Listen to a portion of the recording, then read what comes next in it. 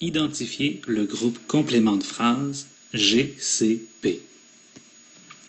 Il y a 3 stratégies pour y arriver: l'effacement, le déplacement, le dédoublement. À noter, le groupe complément de phrase est facultatif, donc certaines phrases n'en ont pas. L'effacement.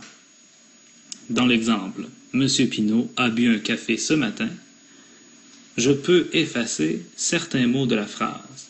Et si j'y arrive, c'est donc qu'il s'agissait d'un complément de phrase. Ici, j'ai effacé « ce matin » qui est un groupe facultatif. Ma phrase « M. Pinault a bu un café » est une bonne phrase syntaxiquement, c'est-à-dire que la phrase a une bonne structure, même si j'ai effacé la fin de cette phrase. Cependant, ce n'est pas la seule façon de trouver le groupe complément de phrase. Je vous encourage donc à en utiliser au moins une deuxième stratégie, le déplacement. Notre exemple, M. Pinault a bu un café ce matin. Si je déplace un groupe de mots de la phrase au début de ma phrase, si j'y arrive et que le tout fonctionne, c'est qu'il s'agissait d'un groupe complément de phrase. Donc, ce matin se déplace au début.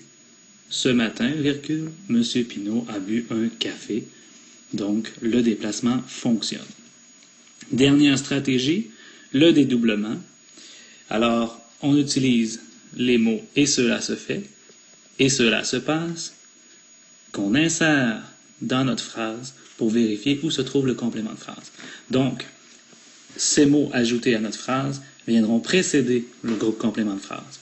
Donc, M. Pinault a bu un café ce matin, M. Pinault a bu un café et cela se passe ce matin.